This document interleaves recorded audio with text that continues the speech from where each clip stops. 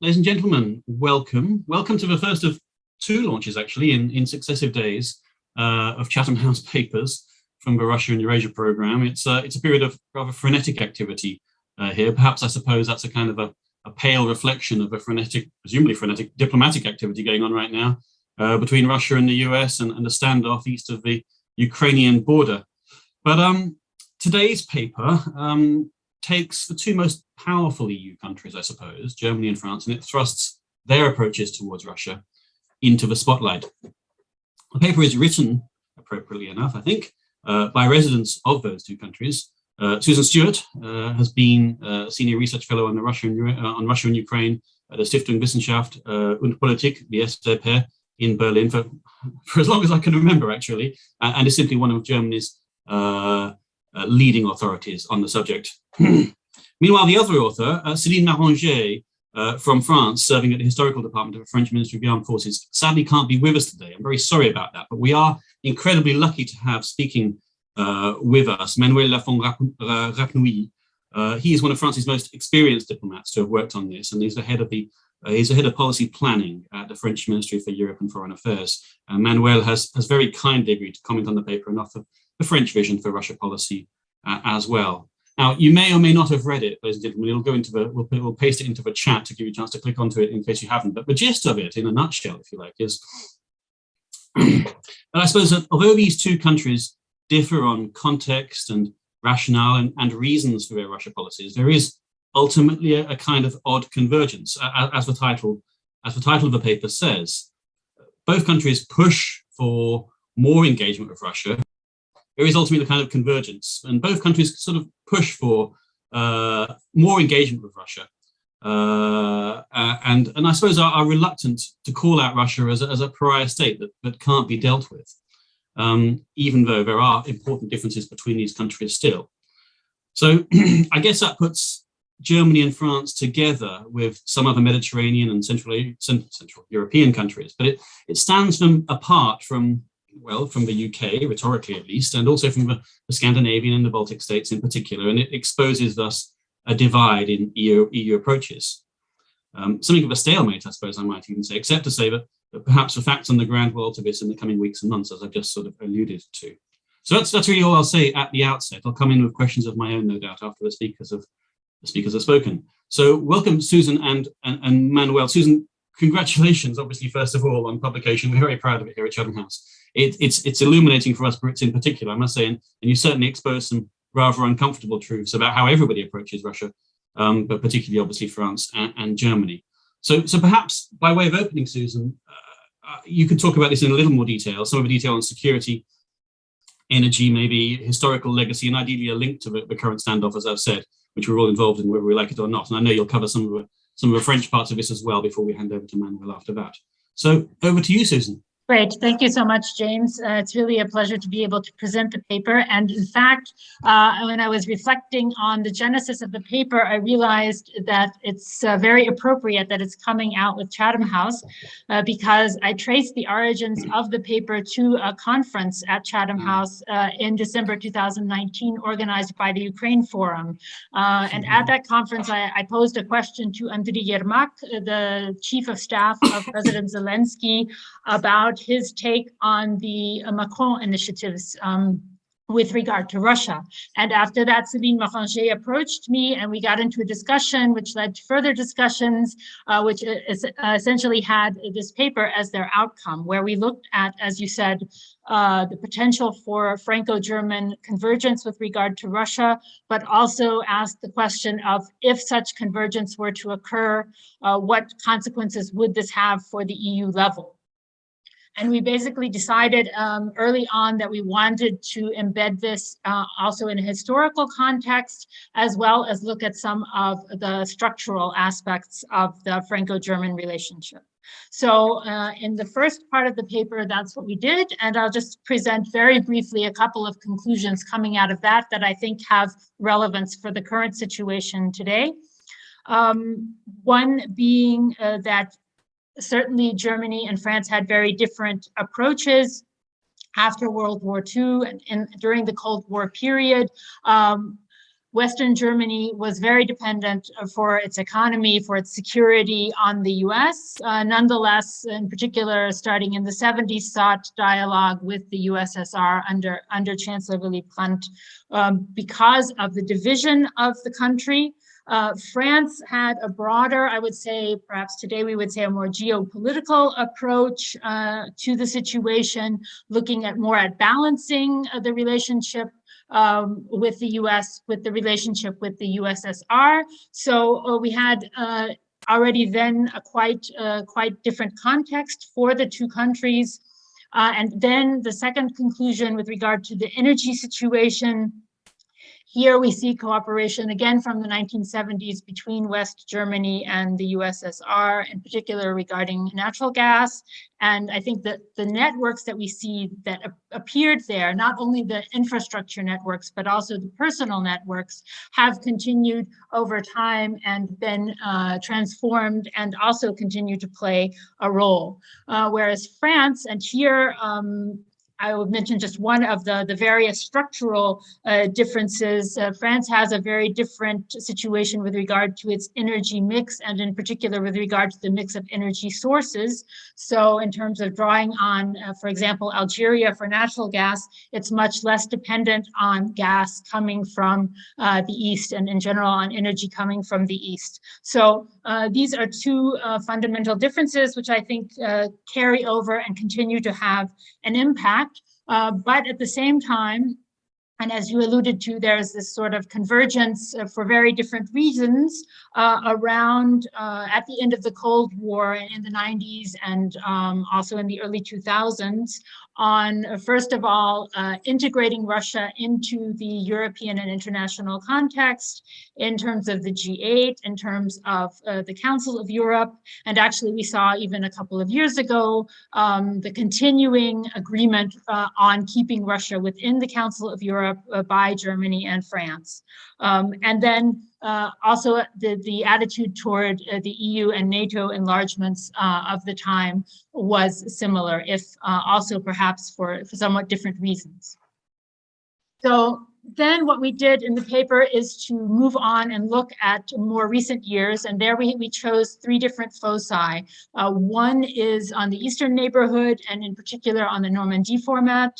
The second one was on security questions, where we looked particularly at the security initiatives by the French president. And then the third was about the balance between sanctions and engagement, where we looked a bit at the case of Nord Stream 2.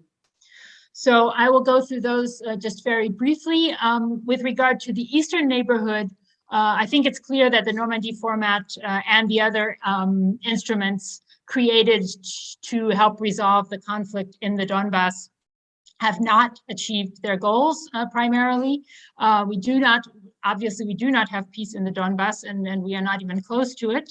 Nonetheless, if you look at this from the Franco-German perspective, you see that the Normandy format has been a platform which has allowed France and Germany to come together in a way that really had not happened before, to focus on an issue having to do with the Eastern neighborhood, having to do with Ukraine, having to do with Russia, and to work very closely together on that, and thereby to understand better the various approaches of the two sides to this region. I think now, this is not in the paper, but I think there is an argument to be made that perhaps the Normandy format needs to be replaced or revised. And then, in fact, we see in the coalition agreement passed by the Social Democrats, the Greens, and the Free Democrats in which the government of the new German government is supposed to be inaugurated basically tomorrow. Olaf Scholz is due to be elected chancellor, and so we can presume that this coalition agreement will then come into force officially, and it does not mention, in fact, the Normandy agreement. But this is maybe something that we could address in the discussion, the future of that format. So briefly on the Eastern neighborhood with regard to the Eastern Partnership more generally, I think here France has actually a clearer position in terms of its opposition to EU and also to NATO membership for the countries of the Eastern Partnership.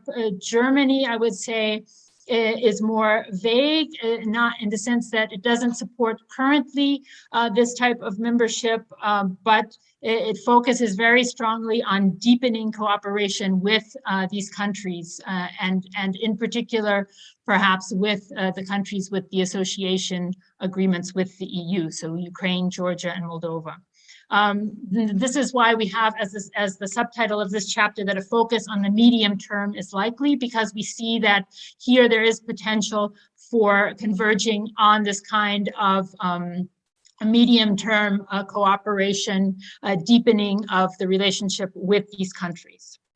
And now with regard to the security sector, here, as I said, we look particularly at the Macron initiatives, and I would hesitate to call them initiatives on Russia because I think they're very much embedded in his assessment of the international context. And so in terms of deriving a need for more European autonomy, for a stronger European defense from this context where he sees withdrawal of the US, waning interest of the US in Europe, and also the continuing rise of China, so that global interest is turning more toward the Indo-Pacific, where France strives to play a significant role. And connected to this, he decides that it's necessary to attempt to convince Russia that cooperating more intensively with Europe rather than with China would be in Russia's interest. Now, in Germany, I think the framing is somewhat different.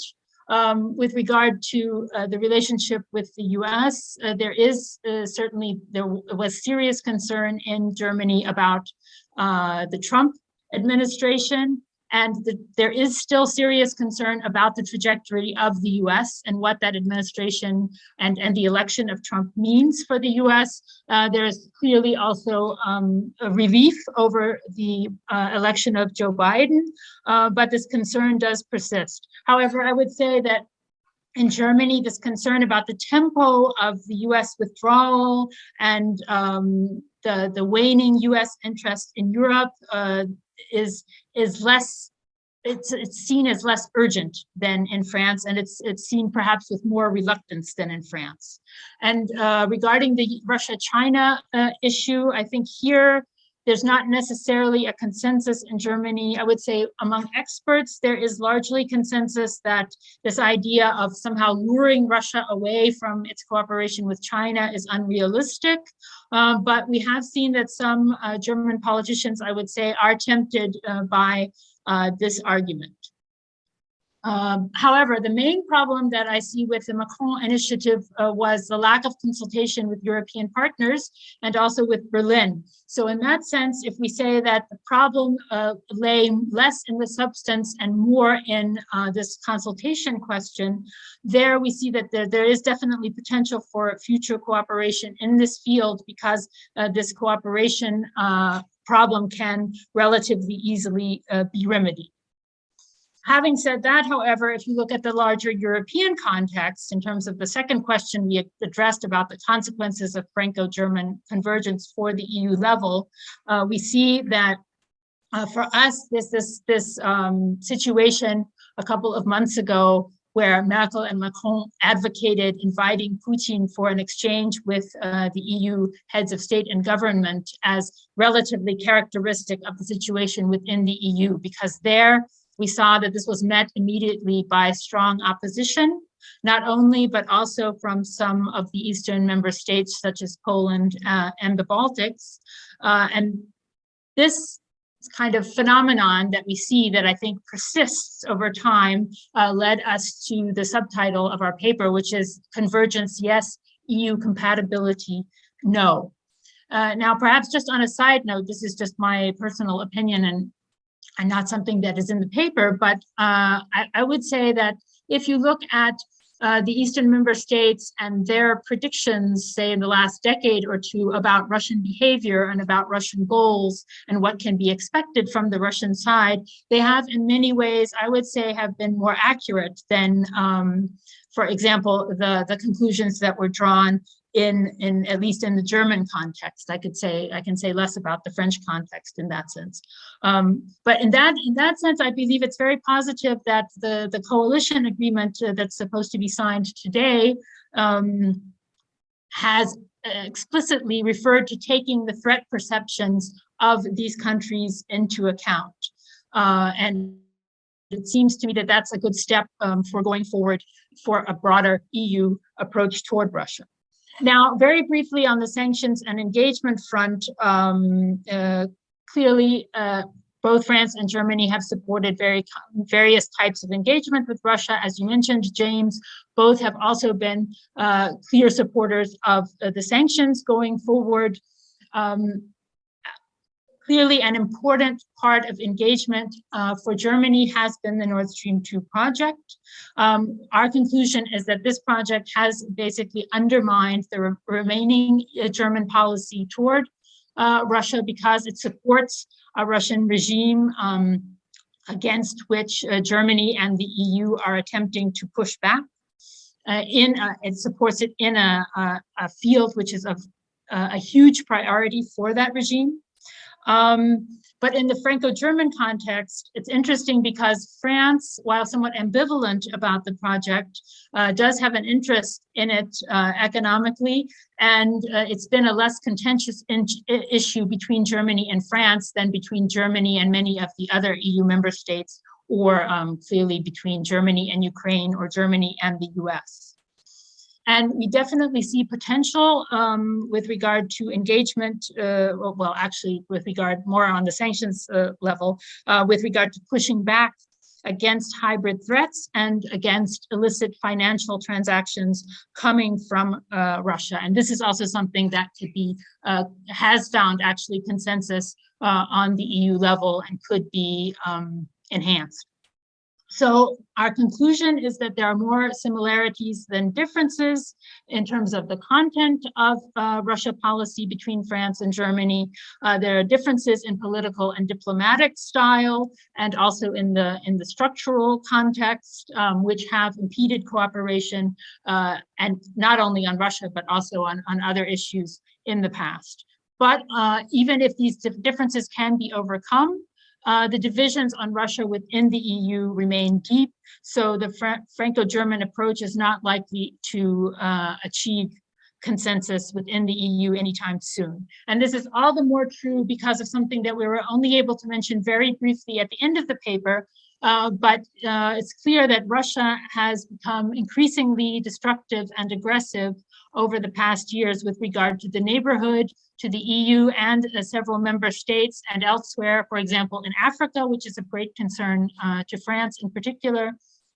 And this is more and more of a problem as we see in conjunction with the situation in Belarus, but also regarding Ukraine right now. And there's also been increasing repression internally in Russia, the case of Navalny, but the political opposition more generally, suppression of civil society, the case of Memorial International and the Memorial Human Rights Center being only one of the most recent. So essentially, I would say this means there's really no opening for constructive cooperation or dialogue with the Putin regime currently, and this is a further impediment to the development of a functioning Franco-German approach to Russia at the present time. Thank you.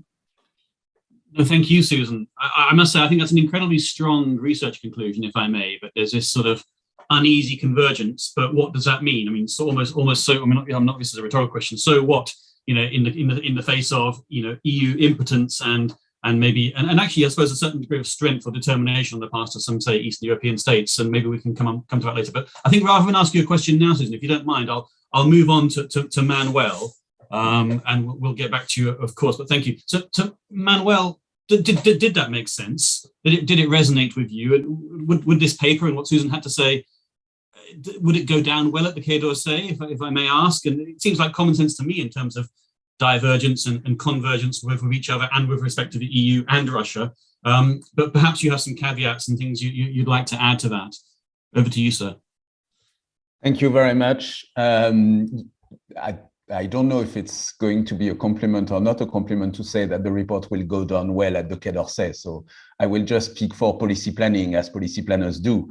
And clearly, I think in Chatham House, everybody knows that policy planners, sometimes what they say do coincide with government position, but that's not always the case. First, I want to congratulate Suzanne and also Céline, who cannot be here today, about the paper. And I think for those of you who haven't read it, there is an interest in reading it for broader reasons than just understanding French and German policy. That clearly is a very interesting and thought-provoking report. And I think it's a fair representation of the differences and similarities and convergences. I have nuances, and for the sake of the discussion, I will go into these, but I need to say that first, that I think it's a fair representation, and I in particular agree with the idea that the convergence comes down to this idea of pushing back, constraining, and nonetheless keeping a strong dose of engagement. And James, you started by saying that the two countries want more engagement. I'm not sure we want more engagement, but clearly the trend is that there is a push for less engagement. And that is not what I believe Germany or France want. So for the sake of discussion, I will go on the nuances, and obviously I will spend more time on the French side rather than on the German side, if only because that's what I know best. The report mentions at some points the idea that France is interested in makes its Russia policy basically an element of a strategy of seeking balance in international relations. And I would not dispute it. I'm just concerned that too often people who read this then understand that France's goal is balancing, that there is the idea that you should create some kind of equidistance in a way. And obviously that wasn't the case even under de Gaulle, and that still is not the case at all right now. And the report also mentions the idea that autonomy of action is kind of a key goal for French policy, and that's certainly not just in the Russia context, but clearly in the Russia context too, and that autonomy of action is kind of an end to itself. And that is something that I would disagree with. And I think that's precisely the idea that the French now are pushing so much for European strategic autonomy, shows that the idea is that it's a mean, it's not an end on itself. And therefore, the Europeanization of the autonomy is a way to reach, to be able to do what the autonomy allows you to do. It's not French autonomy as an end to itself, since there is an effort to promote Europeanization of autonomy. There is also this idea that French diplomacy or foreign policy even is obsessed with status and rank. So there is a limit up to which I can dispute that. Otherwise, you will all laugh at me. But nonetheless, I think that this is one of the things that is evolving. Interestingly enough, especially in the last 10 years. And what we see with Russia is a good example of that. To build this argument on status and rank, the paper builds on a book, which is called an ethnography of the Quai d'Orsay, which sounds like a very good title. And that is a book that basically says there are basically two schools of thought in the Quai d'Orsay. There is one which clearly precisely is looking at this idea of status and rank, and there is another smaller but growing one, which is Westernist, Occidentalists is the word that the books use, and that is growing in influence and is more and more basically interested in relationship with the US because of the way other power behaves, like Russia, but also China and Iran. That book was written before 2016. And I think that Brexit, but also obviously, and more importantly, Trump, have provoked the same kind of discussion and thinking in France that what Suzanne mentioned about Germany. And that's an important factor that needs to be taken into account. last thing that I have nuance with in terms of characterization of the relationship between the two, it's this idea that strategic autonomy is a difference between France and Germany. Of course, there are discussions, and they are including terminological discussions, whether this is strategic autonomy or European sovereignty, or if Germany is fine with, when the German government was fine with European sovereignty, we like that. What is important is the substance behind. Now in the new coalition treaty, the idea is that it's neither strategic autonomy nor European sovereignty. It's going to be strategic sovereignty. No discussion from the French side. The key is what is behind. And I think the definition that the coalition treaty gives of this idea of strategic sovereignty is something that the French can clearly agree with.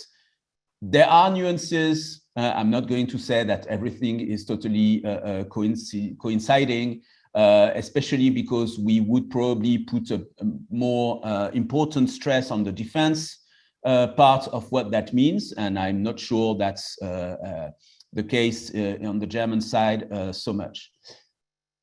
As I already hinted to, I think what is interesting, and it's noted in the reports, but that's what I would stress even more probably today, it's the evolution. And I think the evolution happens on the two sides.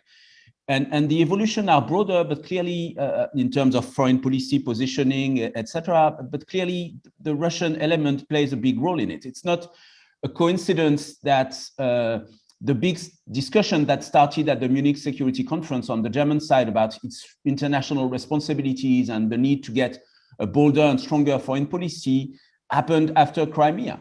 And there is still a long way to go. And I'm curious to hear more about Suzanne on whether she believes that this government, this coalition is going to be able to push further this kind of strengthening of German international and foreign policy posture. On the French side also, you have this kind of taking into account of the evolution of Russian behavior.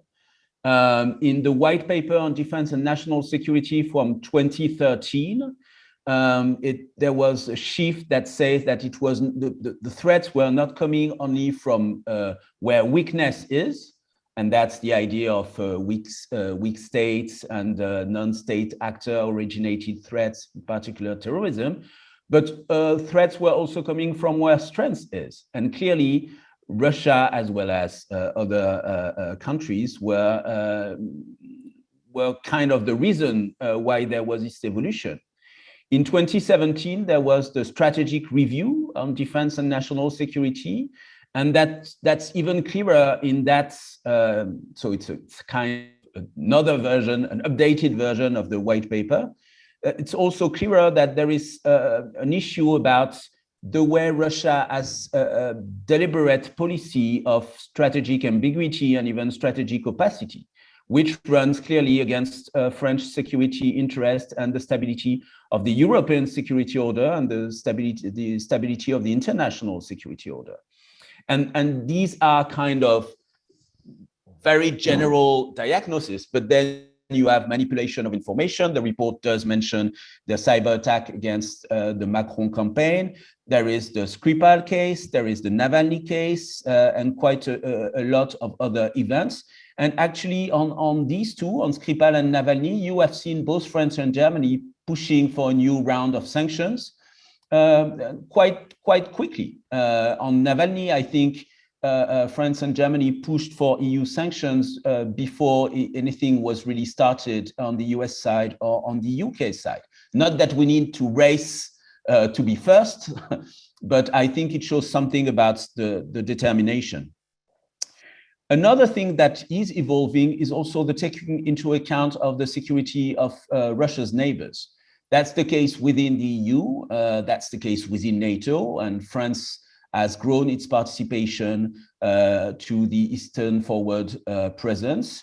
But there is also growing interest from the French side, I would say, to other countries, non-EU neighbors, especially the Eastern Partnership countries. So Ukraine is, I think, something that we're going to discuss, and Suzanne has already mentioned, and it's very well, I think, accurately described in the paper in many ways. But for instance, recently you've seen a number of visits and exchanges and discussions with Moldovan authorities, which I don't think was really happening a few years ago. There is also the idea of the security dimension of the Eastern Partnership.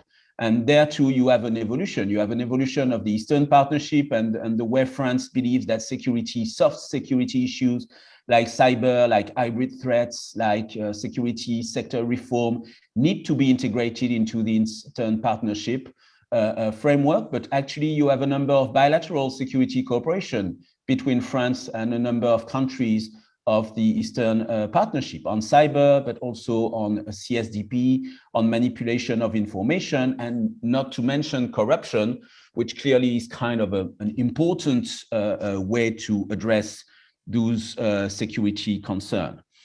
And last, on the evolution, of course, and this has been mentioned by Suzanne already, and I've hinted to it also, there is the questions on the trajectory of the US that clearly are at play. And I think it is telling that we've been hearing about whether the US should be part of the Minsk process of the Normandy format for now so long.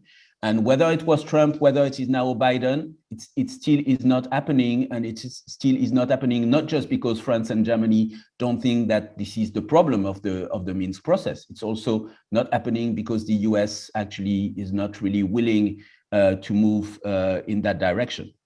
Now, to get onto the differences that I think the report does accurately point to, there is clearly, obviously, a difference in terms of outlook. I think it's fair to say that the French have a more security-minded approach, and that Germany is relying more has been relying more, at least, on the economy. I think it also amounts not just to what we each other do best or where we feel most comfortable, but also to a difference in appreciation of how effective is the idea of economic cooptation or socialization. I think it's been a long French idea that cooptation or socialization into the international discussion just by economic reform is not something that we really buy. But I would add that there is also probably a difference in scope, and the report does hint to the fact that for Germany, Russia is a very European problem. I think for France, it is not just a European challenge, it is also an international challenge. Because we're part of the UN Security Council, because Russia is playing outside Europe on a number of places where France also wants to play a role. And more recently, precisely because there is this kind of attempt by the Kremlin to take international positions outside of Europe much more clearly than it was the case like 10, 15 years ago. If you think of Syria, if you think of Africa, it's not totally a coincidence that one of the lines that President Macron uses is this idea of the connection between Russia and China as an argument of why there is interest in talking to, continuously talking to Russia. So the report mentions that this is about the European essence, and it's not that I disagree with this, but I think at least on the French side, and I would argue probably in a growing manner also for the German side, it is also about the international order. And that, I think, is one of the discussions within the coalition, the new coalition between the parties, up to which point that international order challenge should be more important in the way you determine German-Russia policy. I will go more quickly on the institutional differences, which I think everyone will know and understand and are quite clearly laid out in the report. I would like to spend a few seconds on the styles, difference in styles issue. So same. If I were to say that France and Germany have the same diplomatic style, I will see all of you laughing at me. So that's not what I'm going to argue. But I think that this idea that France is more willing to be unilateral or leading from the outside and taking positions that make it an outlier in the European balance, and that on the contrary, Germany is looking at its relationship with other EU members, especially Central European members of the EU, and is careful about leading from the middle. Well, I think Nord Stream 2 is a good example of the fact that this is maybe a bit caricatural. And the fact that one of our important growing partner within the EU, especially on foreign and security policy, is Estonia, is another example for the French side of why this is a bit caricatural. But again, I would say that this has probably to do also with more recent evolution, and that probably is not a brutal and frontal rebuttal of what the report says. It's still more about nuances. I think one of the key questions, and that's one of my takeaway from the report, is up to which point is the discussion within the EU about it basically amounts to a difference in terms of assessment of the essence of the Russian regime. That's the expression that the report uses, or its willingness to cooperate. I think I would say it differently. There is agreement in the EU about these so-called 5 principles, 5 guidelines, and their basis for a common policy. But one of the things that the recent discussions within the EU have made clear are that those 5 principles do not amount to a strategy. And that's where we need to have the discussion. We have a common policy, and France and Germany are quite strongly behind that. And I think the fact that the doubts on the French position on sanctions, for example, have been ruled out, and clearly there was a clear demonstration of the commitment to sanction is one example, but we are not yet to the point where that common policy has a clear strategy. I wouldn't say that the idea is that there is trust in common interest between Russia and the EU. I would say that, or at least that's the French vision, that the EU has an interest against strategic instability in Europe, and that if you want to deal with strategic instability, you have to deal with Russia. That is what was behind Helsinki, the idea of the need for trust, the idea of indivisible security. That is also what was behind the Armel report of 1967 about dialogue and deterrence. And that was during the Cold War. And so I don't think that this is doomed to fail, because I'm not sure that the goal is to transform Russia. I think the goal is just to address this idea of strategic instability and to push for European interests in that context, and taking notice that the US is going to push for the US interests, and we have to hold for our own interests. But I agree with the final points that Suzanne mentioned, that nonetheless, there is the problem if there is unease from our partners. I don't think that the French and German position is not compatible with EU, but clearly if there is this unease, and we all know there is, and the report is clear about that, but it's not just the report that shows that, then that is something that we have to address. And in that context, I must say I'm curious to see what is going to come from the call today between Putin and Biden, and to see EU partners' reaction to this call, as there were already quite a few reactions to the meeting in Geneva, and to see how that can evolve from there. Thank you.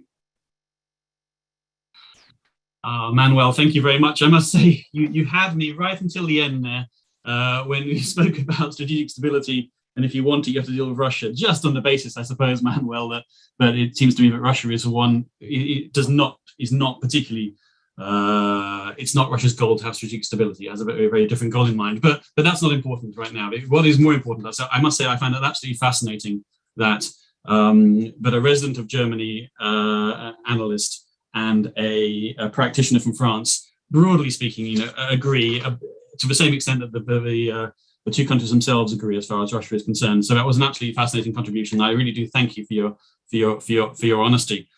Perhaps just a sort of an admin word for a second. We've got, let's see, 50 minutes for questions and discussion, and I would really prefer it, ladies and gents, if you could raise your electronic hand and ask a question yourself. It's much more interesting that way. So whilst you're doing that, I will of course read out the questions that have already come in if need be, but it's better if I'll give sort of a slight preference, a slight favour to those who ask the questions on purpose. So, but can I just go, whilst we're waiting, can I come back to you, Susan, with a couple of things? I suppose one is, Manuel got in there in the middle of his presentation, sort of a question to you, which I think is a fair one, about how you see German approach towards Russia, German Russia policy strengthening under the new government with extra green participation, etc. And I think that's a good thing to bring in here. And then I think also bringing it up to date, I guess, I think I'd like to talk about is this idea that, yes, I mean, as we've just been hearing, Presidents Biden and Putin are meeting on some form of Zoom screen like this, I guess, today.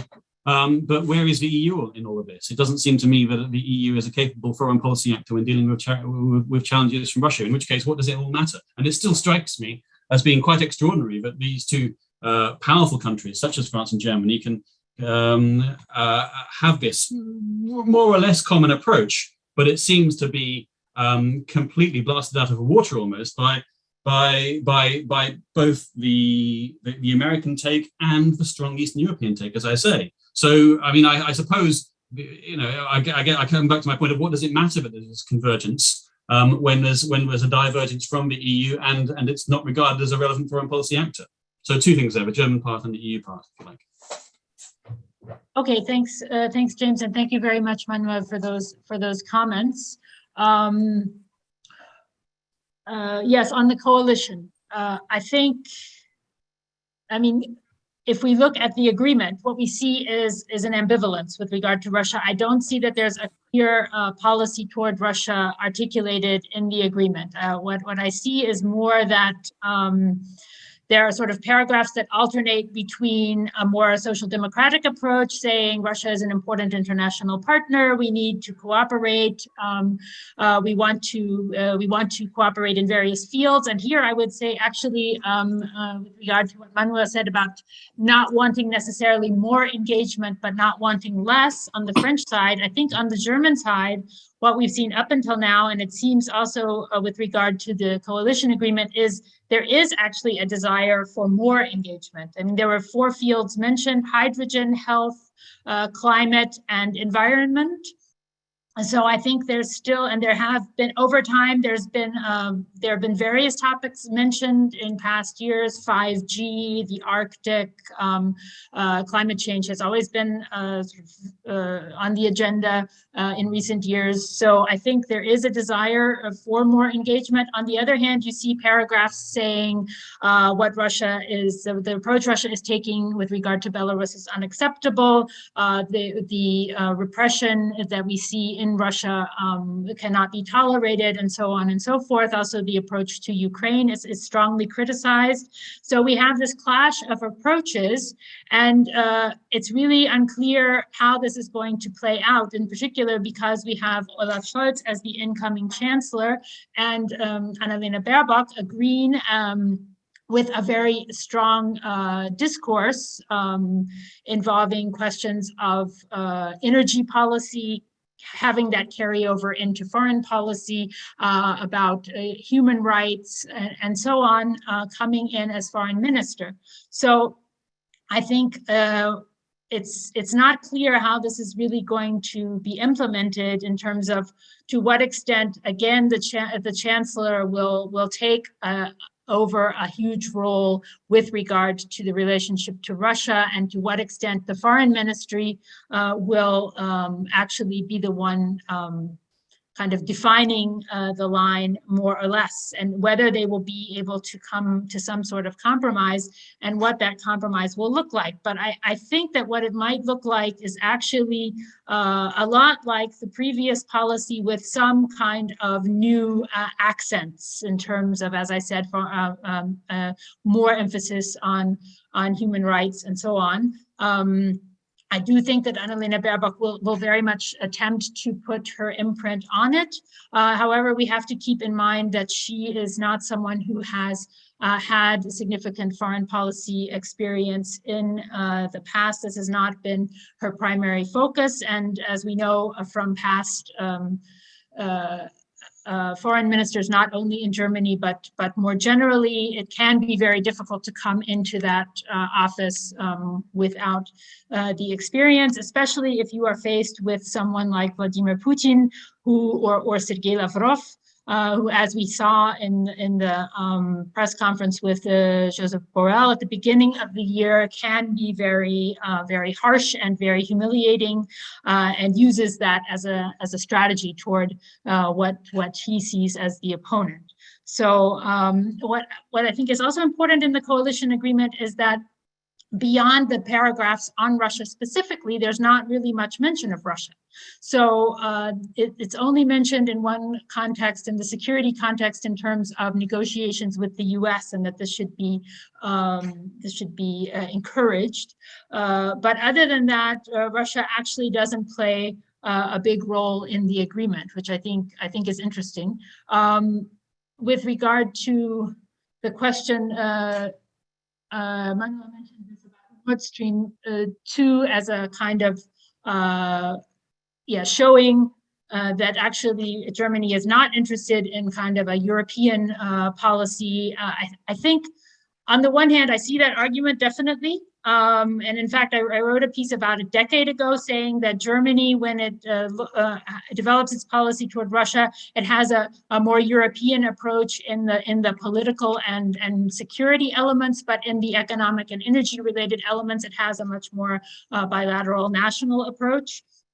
And so I think we see that continuing. I think there is some hope in the coalition, particularly because of the strong opposition of the Greens in particular, but also of the Free Democrats toward the Nord Stream 2 pipeline, and this emphasis on a Europeanization of policy, that we may see some kind of difference in that in the future. And I would encourage everyone to keep an eye on what it means that Germany now wants to cooperate with Russia in the field of hydrogen, and make sure that mechanisms are in place to make sure that, in fact, this kind of development like we've had with Nord Stream 2 doesn't happen again, but that there are better mechanisms on the EU level to deal with that.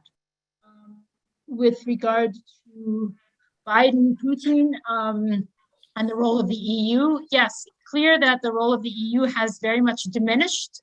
I mean, that as I mentioned the interactions between Lavrov and Borrell, and it's clear that over time, in Russia has never been overly convinced of the EU as a foreign and security policy actor, and I think that's just become more and more painfully evident. And there is at least there are mentions in the coalition agreement of needing to strengthen the EU, and the idea of introducing qualified majority voting in some way that takes into account the interests of the smaller member states as well.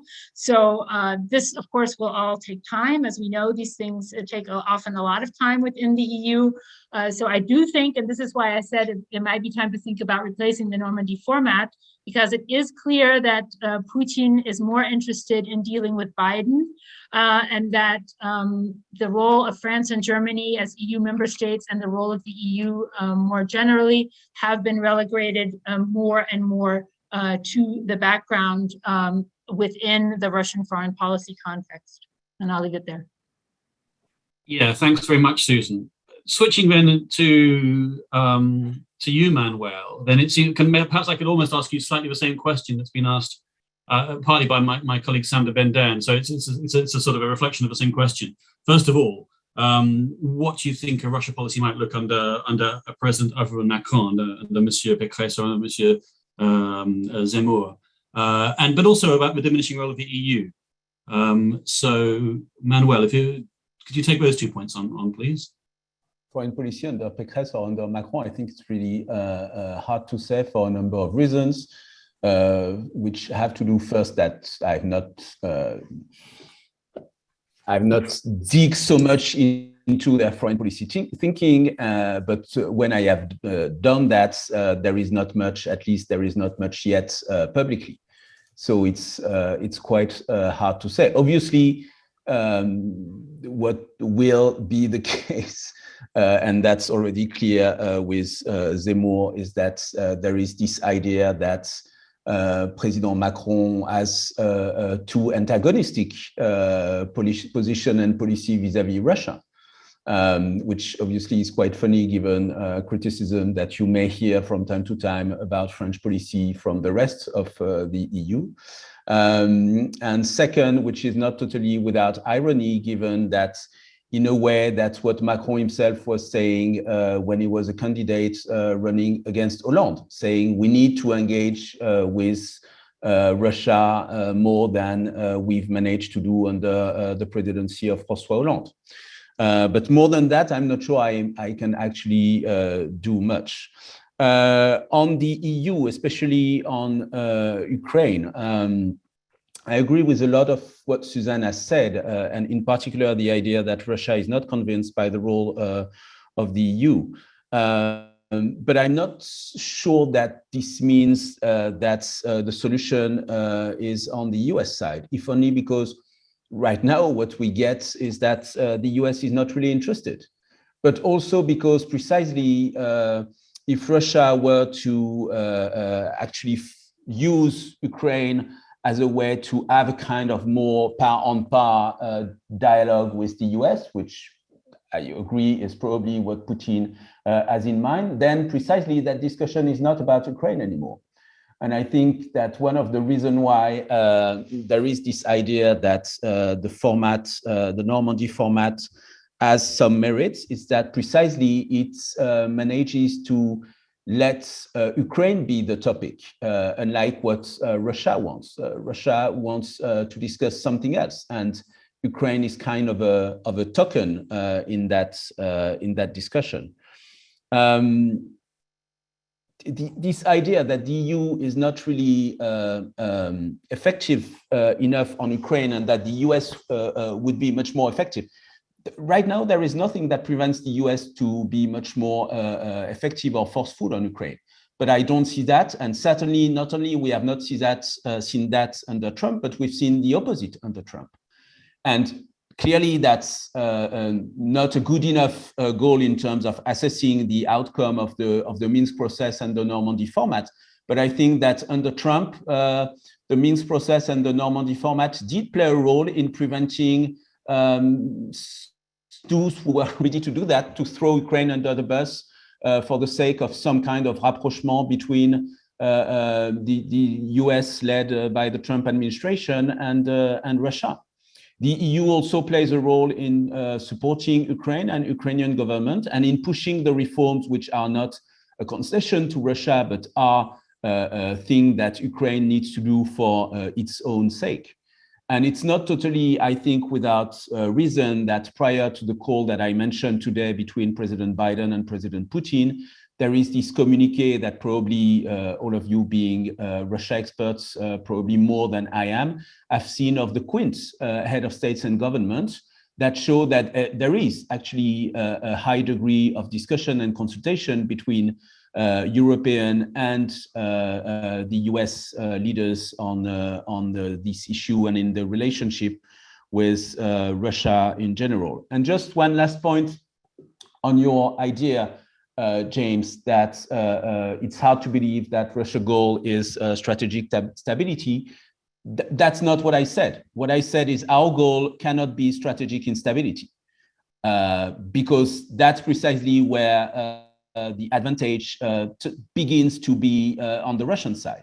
Our goal is strategic stability. And so that's what we need to work on. And there is no real way to work on strategic stability without, at some point, discussing, having a dialogue, engaging, and finding agreements with the Russians. That's the logic of arms control, but that's the broader logic of this dialogue and deterrence kind of approach that, again, is something that we had under the Cold War, when clearly it was hard to believe that there was a lot of common interest between Russia, USSR, and the West, and NATO countries, or Europe and the US.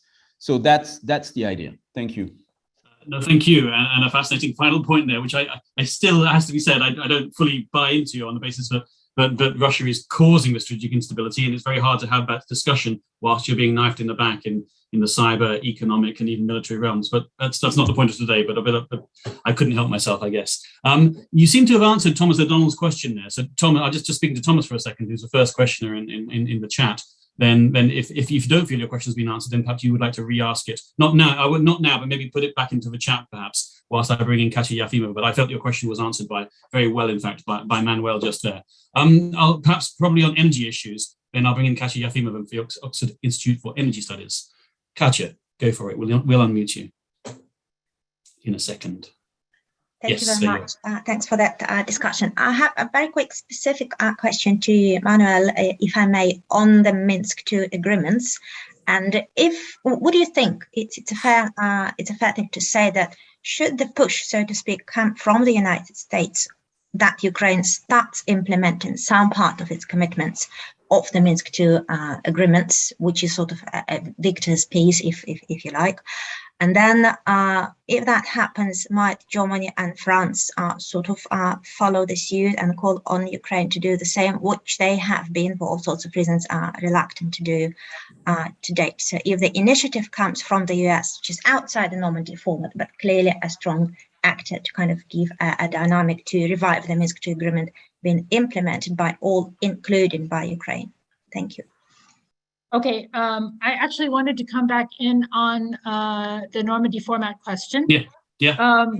Because I think that what we see in the recent developments is that there has been now an increasing tendency, which we didn't see before, by both Germany and France and also the EU, in the form of Charles Michel already somewhat earlier, and now also Ursula von der Leyen, to say very clearly that Russia is a party to the conflict in the Donbas. And as I see it, this is something that Russia cannot tolerate. Russia has always seen the Normandy format as a format in which it can position itself and claim to be a mediator in the conflict, rather than a party, whereas in my opinion, and now in the opinion of many more officially as well, it is indeed a party. So this is going to make it very difficult to carry the Normandy format forward with Russia on board, because this potential for Russia now to pose as a mediator has been removed. So I'm not arguing for pushing back and saying, okay, we now have to move completely to a sort of Russia-US track. But Manuel was pointing out that there is ongoing cooperation and discussion about this issue, and I think that needs to be intensified in the sense of looking for something new and exploring whether there is in fact interest on the US side to push back together with the EU and with France and Germany. And raise the costs for Russia. I very much support the argument that it's necessary to continue to raise the costs for Russia of some kind of further aggression against Ukraine, because I see the situation becoming more and more dangerous. While in the spring, it seemed that Putin received the summit with Biden, that seemed to be sort of enough for the moment. But we see that this pattern is now repeating itself, and that Russia is pushing again, and is probably going to want to receive something else in exchange, not simply the discussion with Biden, but and if not, then it may act in ways that are unpredictable within the Ukraine context. This might not mean a sort of all-out invasion, but it might mean some kind of creeping form of invasion beyond what we've already seen so far. Thanks, Susan. Manuel, do you want to talk a little bit about what we're currently seeing, and maybe link back to Normandy as well, which was part of a question from Katya? Sure. So I'm not sure I fully understood the question from Katya, but it's not because you're out of the Normandy format that you can't call on Ukraine to implement its part of the Minsk agreements. And I think that's already the case. That's a number of countries which are not in the Normandy formats have made this call, and I'm not sure that there is reluctance on the German or French side to call Ukraine to do its part in terms of reform, for instance, since, as I mentioned, there is this sense that those reforms are good for Ukraine anyway, and that part of the problem with the previous leadership was that because they're hard to do for domestic purposes, it was hard to convince the Ukrainian leadership to engage in them without having progress on the conflict side, especially on the security track side of the conflict settlement process laid out by Minsk, because you could have a sense in Kiev that this was amounting to committing suicide, political suicide. But the idea clearly is that those reforms need to be done, and so there is no reluctance in pushing Ukraine to do it. There are efforts to see what conditions, how conditions can be met so that these reforms can be implemented easily. But clearly, if the US is calling on Ukraine to implement its part of the Minsk agreement, I don't see why we would disagree with that. But I suspect that the US will, just as we are, remain sensitive to the fact that some of the commitments under the Minsk agreement are hard to implement without any move from the Russian side. And that speaks to what Suzanne said in terms of Russia being a party to the conflict, irrespective of what its official talking points are. And the thing is that they've already accepted it in the past, at least implicitly or unofficially in the discussions. And I don't think anyone even them, believes that they really have a mediating role in this process. But I'm not sure the idea is to be explicit about that. I don't sure that the idea is to insist on Russia as to recognize that it is a party to the conflict and say it explicitly. I think the idea, the problem is not the format either. The problem is the antagonistic goals of the two parties. And how do you address that? And how do you get out of the current deadlock? And the current deadlock probably has to do with the kind of roadmap logic, which Russia supported, but now has basically dumped it into a logic of precisely who does which part of the various commitments laid out first. And there is all this sequencing discussion, which basically is where the deadlock lies. So people like me, policy planners, are probably looking now, that's what we are doing anywhere on our side, at precisely what kind of other logic, what kind of other way can you find to get out of this sequencing deadlock and get back to the spirit of the agreement, which was made in Paris, laid out in the conclusion from a Paris meeting from a few years ago, and get back on implementation and not just trying to address the violations of the ceasefires, etc., etc. Clearly, since you're asking about the current situation, I agree with the idea that it has to be made clear that the costs for any further aggression would be much higher. And we probably, again, there was this Quint communique. I'm not sure all the Quint leaders agree exactly on the interpretation of what is happening now at the border. But I think it's less important as soon as they agree on the fact that if anything was to happen, there would be consequences. So that's my point on these questions right now, hoping that I do have answered Katya. No, you did. You absolutely did, and thank you very much indeed, Manuel.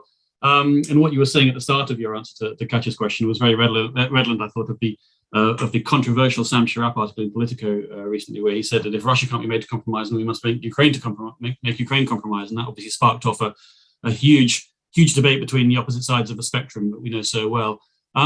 Moving on a little bit, back to Susan. I'm going to ask Maxine David's question, which is a little bit about if you could talk about the EU member state perceptions, the perception of some of the other EU member states. I think maybe Maxine's thinking of maybe the Baltic states, some Eastern European countries such as Poland, some Central European countries, and what they think of, well, Maxine says future French and German approaches, current and future French and German approaches. So it always seems to me, just to sort of reform the question a little bit, that France and Germany often regard the newer states of the EU as irritations and as really not usefully contributing to the debate, because they are, as they see it, constrained by their history.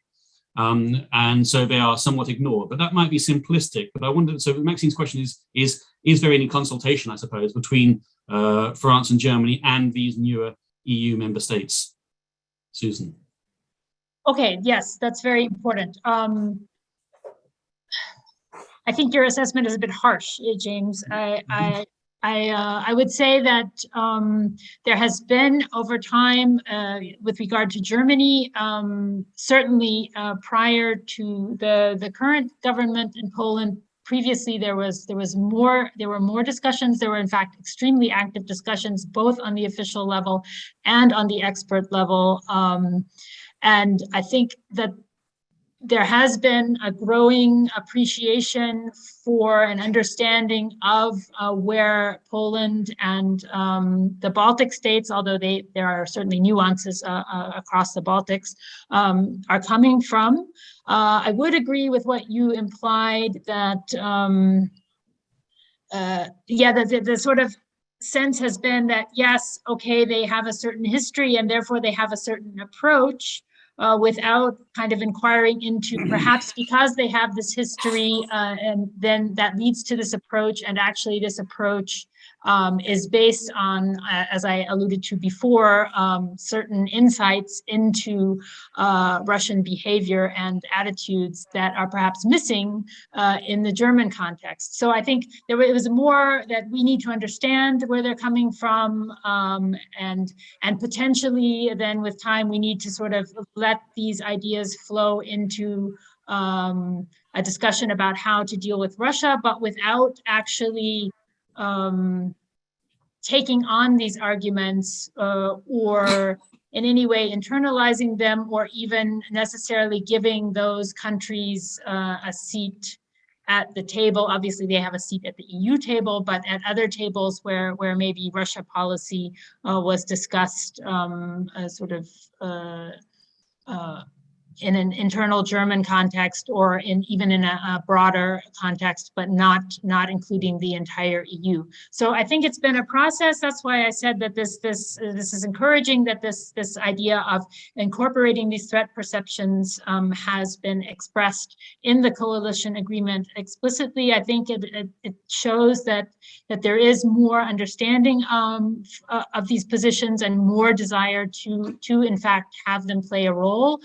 And a problem is that Poland, because of the questions of rule of law that have come up, is a problematic case within the EU, and this is a strain on the German-Polish relationship, as well as certain discourses in Poland that are very critical of certain aspects of German policy. So this does not make it easy to address these topics.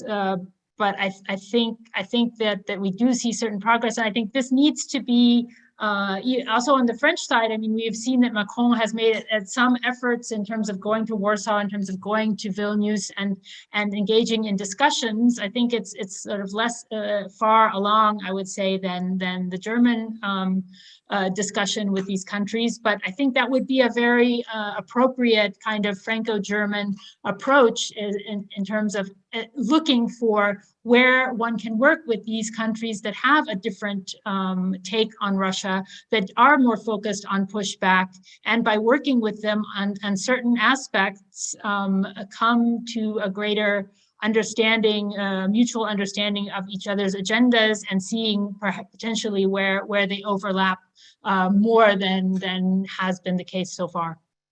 I think, for what it's worth, I think there is a tension here between the desires and ambitions of the smaller states and Eastern European states, and some of our grand plans for strategic stability with Russia. But that's very interesting. Could I ask you the same question, Manuel, in terms of French views of the Baltic states, some of the Balkan states, Poland, etc., please?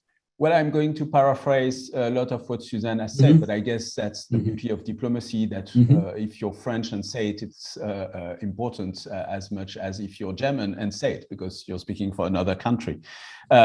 Consultations, yes, I'd say the same. I think they have happened, and they're probably happening more. If consultations were enough to have full coincidence or agreement, we'd know that, and there would be no diplomats, which would be a shame, I guess. And we do talk with, yeah, I see Suzanne not being so sure. Obviously, as Suzanne said, we are talking with Baltic states, we are talking with Poland, even though not everything with Poland is simple these days. We are also talking with Finland, with Romania, and I guess it's important to take into account also these different countries. Part of the policy, however, happens in the EU context. Sanctions policy is EU policy. There is very little cases in general where you have national sanctions, and they clearly are not exactly as effective as when they are EU sanctions.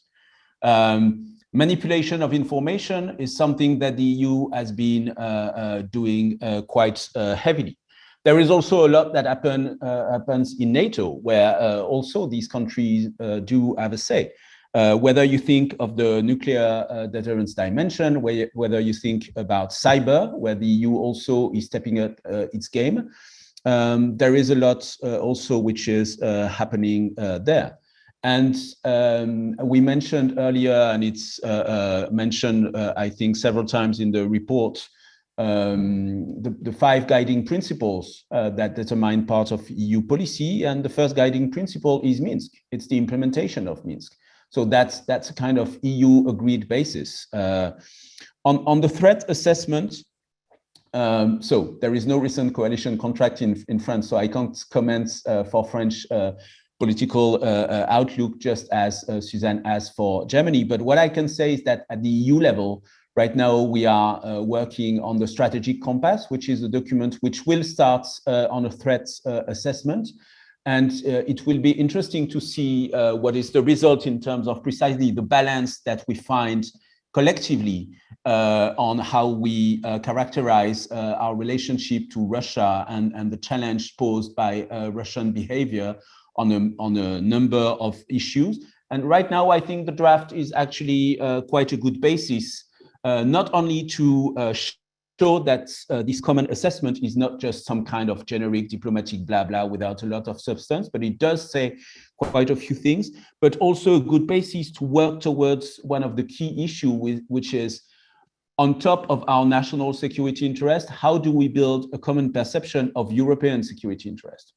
And this is something, and the report is also, I think, quite precise on this. This is something that the French have been pushing for since at least under President Macron since the beginning. That was something that was quite strong in Macron's speech to the ambassadors in 2018. A lot of people mentioned the 2019 speech because that's the one that happened right after the meeting between President Macron and Putin at Brégançon. But actually, this idea that we need to define clearly together what our European security interests are, especially in the context of the security order in Europe, because it's clear that there is a temptation from the US and from Russia to look at their own security interests, which are not limited to Europe and do not necessarily coincide with our interests, especially in terms of arms control. That was problematic then, and it was under the Trump administration. It's probably less problematic now because there is a new administration, but it's still not in a situation where there is a coincidence between what the US will view their security interest and what we European countries should view our security interest. Thanks, Manuel. You started off your response to that question by talking about sanctions and saying that French sanctions are EU sanctions and they're stronger together, etc. So I'm going to ask Alice Wells this question. Alice is from ExxonMobil in the United States. Alice says the Biden administration is consulting with allies, partners on hard-hitting sanctions now to respond to any aggression in Ukraine, up to and including the exclusion from the SWIFT system of international payments. So she asks, would France and Germany support that approach, given the levels of trade investment and a desire to sustain some level of integration and energy dependence? Manuel, why don't you carry on that thought, and then I'll come back to Susan this time. So it's an extension of your sanctions point. So again, as a policy planner, not reflecting any particular official position there. On sanctions, my own thinking is always that you have two ways to look at them. There is one way, which is how do you hurt the other the most, which I think is not strategic at all and is not really the best way to get results through sanctions. The question is what kind of idea do we have if we do something? What kind of results do we want to get? What kind of everybody always say you shouldn't act militarily if you don't have a clear idea of the exit strategy. Well, I think it's exactly the same on sanctions. You shouldn't get into sanctions if you don't have a clear idea about exit strategy.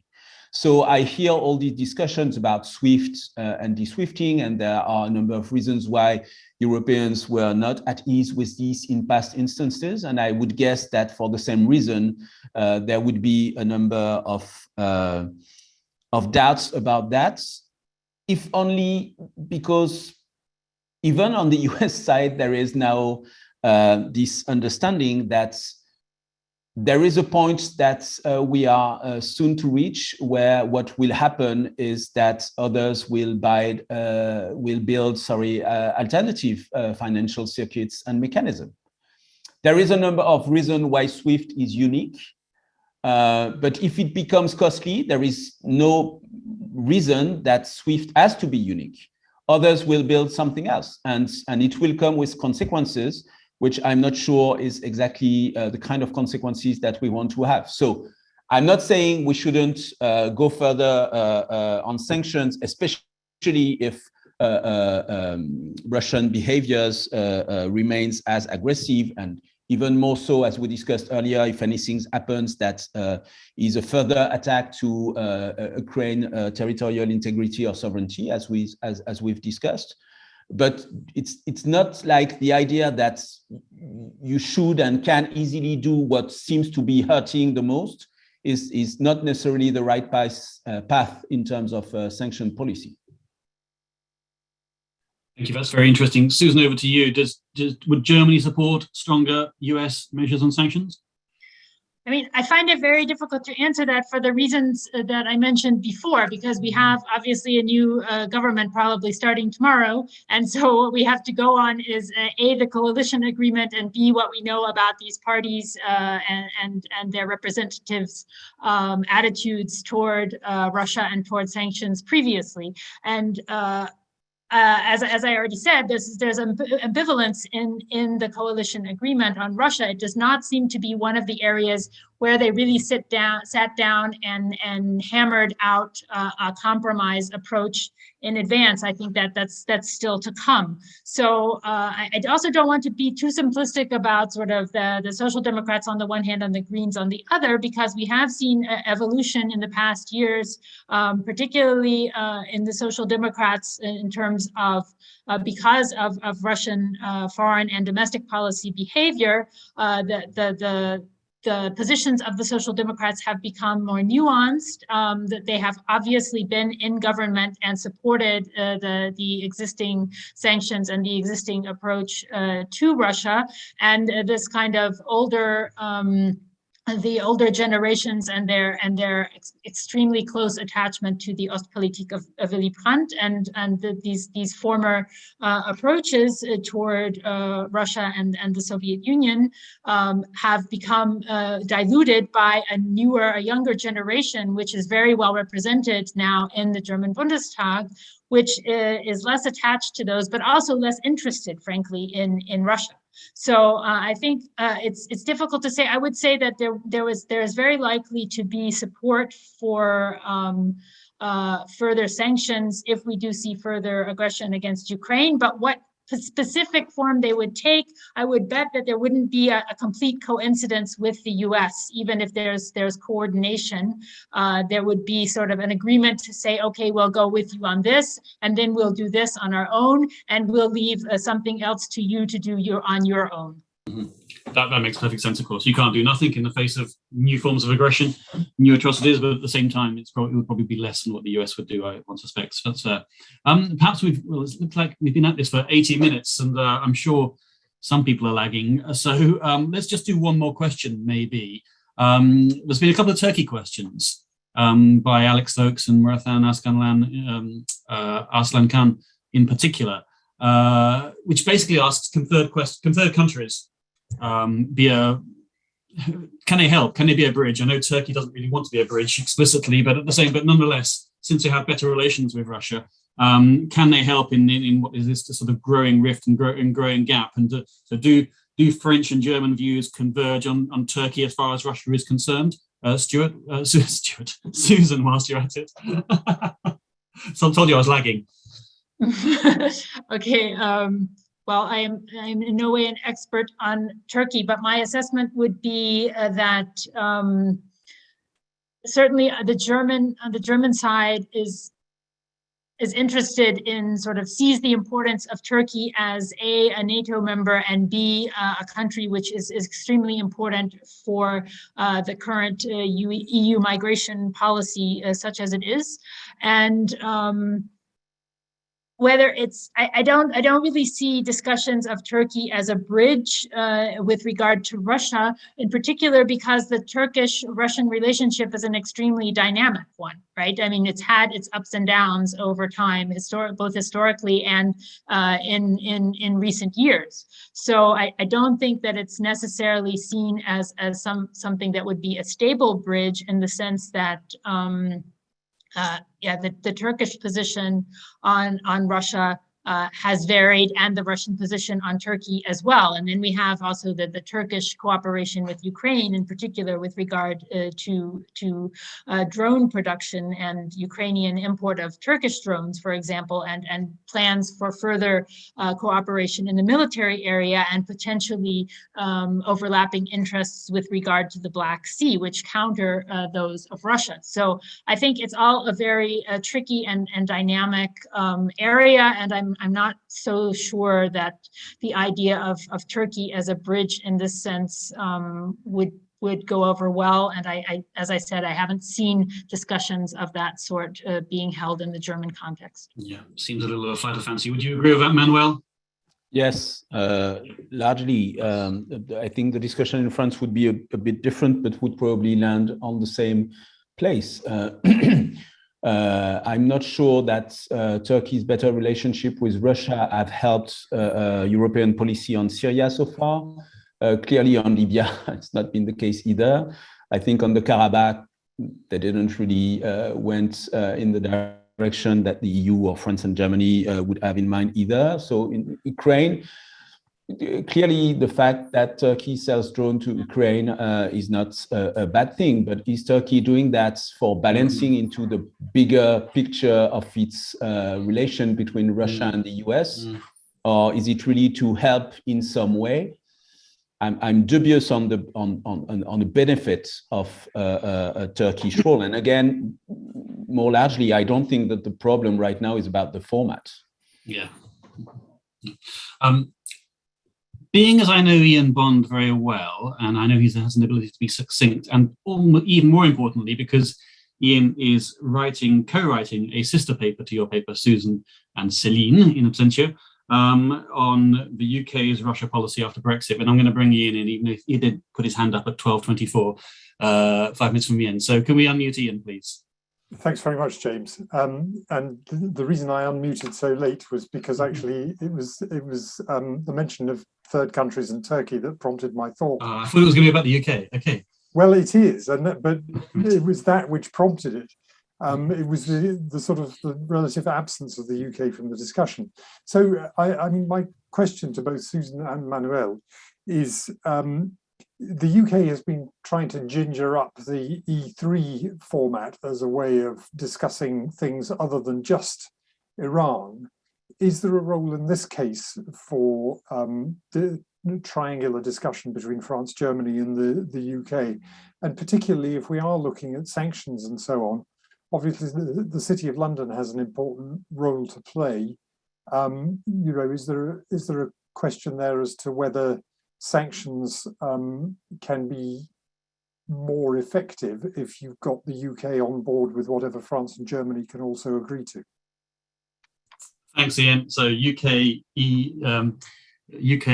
E3 and particular reference to sanctions. Maybe let's go to Manuel first, and Susan can absolutely finish off.